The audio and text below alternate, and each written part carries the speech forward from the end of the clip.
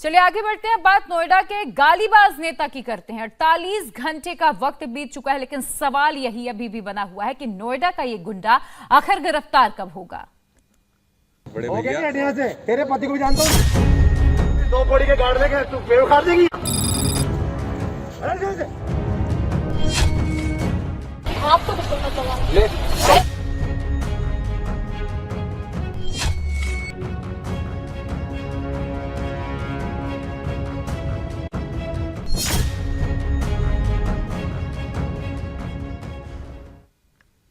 तो नोएडा के गालीबाज नेता श्रीकांत त्यागी की धरपकड़ में पुलिस ने छापेमारी अब और ज्यादा तेज कर दी है, लेकिन अभी तक पुलिस के हाथ खाली हैं।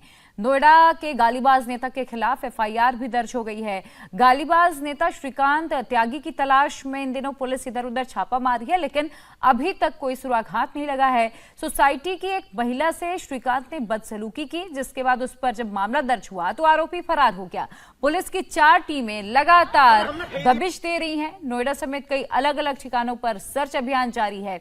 पुलिस जल्द से जल्द गालीबाज नेता को पकड़ने के लिए पूरे एक्शन में है। नोएडा में उसके घर पर भी पुलिस कल से कई बार दस्तक दे चुकी है। घर में कोई भी इस वक्त नहीं है। घर की बिजली पानी सभी का कनेक्शन काट दिया गया। उसके खिलाफ पूरा एक्शन लिया जा रहा है। दिल्ली से सटे नोएडा के ओमैक्स सोसाइटी में महिला से बदसलूकी करने वाला नेता श्रीकांत त्यागी अब तक फरार है। यूपी पुलिस की 4 टीम त्यागी की तलाश में नोएडा समेत कई जगहों पर लगातार छापेमारी कर रही है, लेकिन अब भी श्रीकांत त्यागी का कोई सुराग नहीं मिला है। इधर श्रीकांत त्यागी के खिलाफ पुलिस का एक्शन तेज हो गया है। त्यागी की 5 गाड़ियां जब्त की जा चुकी हैं। पत्नी समेत 4 लोग हिरासत में लिए जा चुके हैं।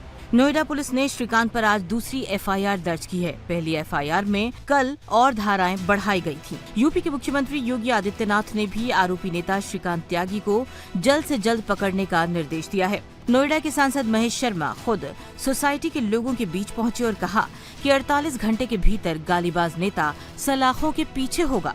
वहीं बीजेपी से श्रीकांत त्यागी के जुड़े होने पर उन्होंने साफ तौर पर कहा कि बीजेपी से उसका कोई नाता नहीं है। शुक्रवार को महिला से बदसलूकी का वीडियो वायरल होने के बाद से पुलिस श्रीकांत को तलाश रही है।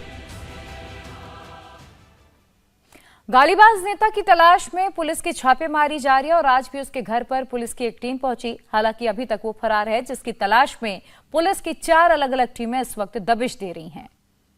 नोएडा की ग्रैंड ओमेक्स सोसाइटी में रहने वाले श्रीकांत त्यागी के खिलाफ अब एक और एफआईआर नोएडा पुलिस ने दर्ज की है। ये एफआईआर 419, 420 और 482 आईपीसी की धारा के तहत दर्ज की गई है।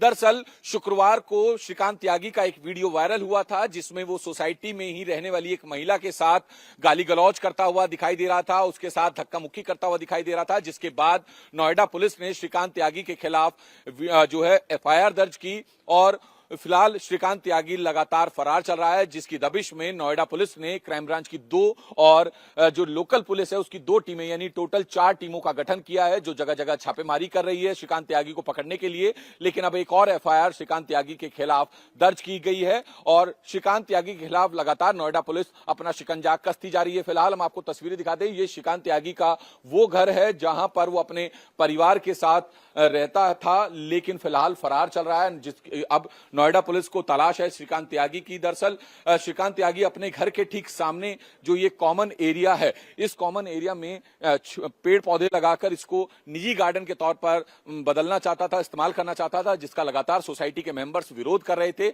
और जब शुक्रवार को कुछ महिलाओं ने एक बार फिर विरोध किया, जब श्रीकांत त्यागी यहां पर पेड़ पौधे लगा रहा था, तो जिसके बाद श्रीकांत त्यागी ने सोसाइटी में रहने वाली एक महिला के साथ बदसलूकी की। हालांकि कल यानी शनिवार को इलाके के सांसद महेश शर्मा सोसाइटी में पहुंचे, लोगों के साथ मीटिंग की, जिसमें महिलाओं का गुस्सा देखने को मिला। और वहीं महेश शर्मा जो कि इलाके के सांसद हैं, उनका ये कहना था कि 48 घंटे के भीतर जो है नोएडा पुलिस श्रीकांत त्यागी को गिरफ्तार करे। फिलहाल श्रीकांत त्यागी कहां है ये जानने की कोशिश लगातार नोएडा पुलिस कर रही है और इसी के चलते कई जगह छापेमारी भी की जा रही है।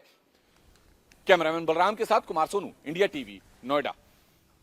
गालीबाज नेता श्रीकांत त्यागी अभी तक फरार है और पुलिस की 4 टीमें लगातार अलग अलग इलाकों में दबिश दे रही हैं। सर्च ऑपरेशन जारी है, लेकिन वो अभी तक पुलिस की गिरफ्त में नहीं है। उसके अवैध कब्जे की एक और अब तस्वीर सामने आई है। पार्क के अलावा सोसाइटी की पार्किंग में भी उसने अवैध कब्जा किया हुआ है और अपने फ्लैट से सीधे पार्किंग में जाने के लिए अवैध रास्ता बना लिया। सोसाइटी के लोग उसकी इसी हरकत पर लगातार ऐतराज भी जता रहे हैं।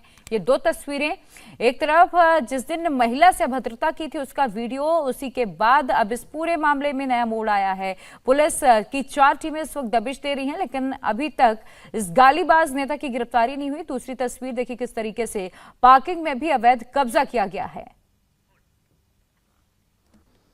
श्रीकांत त्यागी के दबंगई का आलम यह था कि न सिर्फ वो अपने घर के बाहर के एरिया को इंक्रोच कर रखा था, बल्कि बेसमेंट में भी अपने लिए अलग से एक नया रास्ता बना रखा था। सामने ये दीवार देख सकते हैं, नहीं ये दीवार बनाई गई है जिससे लोगों को पता ना चले, लेकिन इस दीवार की दूसरी तरफ एक दरवाजा है।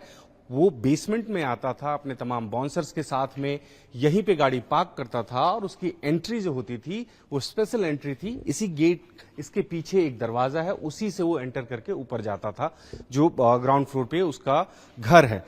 आपने ये देखा कि किस तरह से इस सोसाइटी के लोगों ने जब विरोध किया कि घर के सामने के हिस्से को, पार्क को वो प्राइवेट प्रॉपर्टी बना रहा था, तो उसके विरोध में वो सामने आया, गाली गलौज की एक महिला के साथ। और दूसरी तरफ ये बेसमेंट का हिस्सा है जहां चारों तरफ आपको सिर्फ गाड़ियां दिखेंगी, यहां 4 से 5 गाड़ियां उसकी रहती थी और यहां पे अपने लिए अलग से एक एंट्रेंस क्रिएट किया था, जो कि इस तरह की सोसाइटी में बिल्कुल भी अलाउड नहीं होता कि कोई भी अवैध कंस्ट्रक्शन आप करें।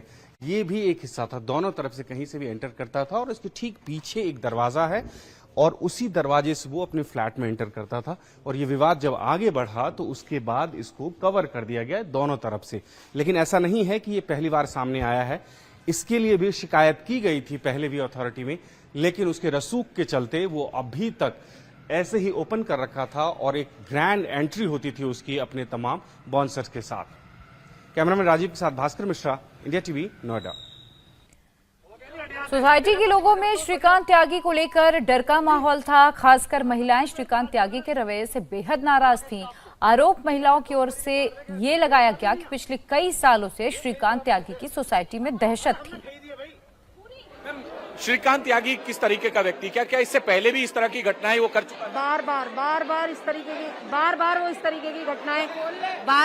तरीके की घटनाएं करते रहते हैं। आज से कुछ वर्ष पहले भी उन्होंने इसी तरीके का यहाँ लड़ाई झगड़ा किया है।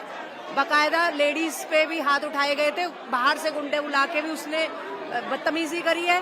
फिर बीच बीच में उनके बच्चे और उनकी वाइफ कभी ना कभी किसी ना किसी के साथ लड़ाई झगड़ा करते और जिसपे वो अपना हमारे सिक्योरिटी ऑफिसर्स को और उनको धमकाता था कि बाहर देख लूंगा, मार दूंगा, ये कर दूंगा, वो कर दूं। वो बार बार कहता था रेजिडेंट्स हमें। जी आपका क्या नाम? नेहा मित्तल। नेहा जी, इससे पहले भी क्या इस तरह की घटनाएं हुई? वो हर बार होती है, कहीं कभी। कल भी जब पेड़ उखाड़े जा रहे थे तो उनकी वाइफ जो माली निकाल रहे थे उनका हाथ पकड़ के उनसे नाम पूछा जा रहा था, उनको थ्रेटनिंग दी जा रही थी कि तुम निकाल के दिखाओ फिर हम तुम्हें बताते हैं। तो दोनों हस्बैंड वाइफ इसी तरह के हैं। बिल्कुल। मैम आपका नाम क्या है? मेरा नाम रेखा।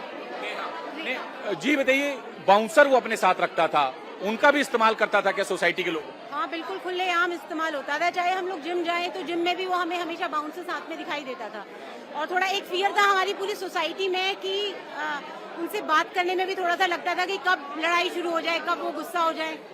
तो वो डर तो ये भी सुनने में आया है कि जो आपकी सोसाइटी का पूल है जो कि तमाम लोग यूज करते हैं, वहां पर जब महिलाएं भी होती हैं, पुरुष भी होते हैं, तो जब वो या उसके परिवार का कोई सदस्य आता था तो उसके साथ बाउंसर होते थे 5-5 साल। हाँ, बाउंसर तो उनके साथ हमेशा रहते थे, हमेशा ही होते हैं बाउंसर, हमेशा होते हैं उनके साथ। वो अगर किसी के घर भी जा रहे हैं तो अपने गार्ड्स लेके जाते हैं। मैम 5-5 गाड़ियाँ, सिक्योरिटी 2-2 बाहर खड़े रहते हैं। लड़की में लेडीज वॉक करती है, स्केयर करते रहते हैं। क्या मतलब है उसका? हाँ है, हाँ टीजिंग नहीं, मतलब बैठे रहते हैं। मेरा नाम प्रज्ञा है। नेताजी पहले भी आ चुके हैं यहाँ पे, जिसका कोई रिजल्ट नहीं निकला था। अगर वाकई इस टाइम इस इशू को परस्यू करते हैं तो इस तरीके की एक एग्जाम्पल सेट हो सकता है कि इस तरीके के उठाई गिरे गुंडे जो सरकार का नाम लेके, जिनका हमें भी पहले से पता था वो कुछ नहीं है, बट विदाउट प्रूफ हम भी कुछ नहीं कर सकते थे। मैम आपका क्या नाम है? मेरा नाम कंचन है। बताया जा रहा है बाउंसर वगैरह खड़े होते थे तो लड़कियों को घूरना, ईव टीजिंग ऐसी घटना।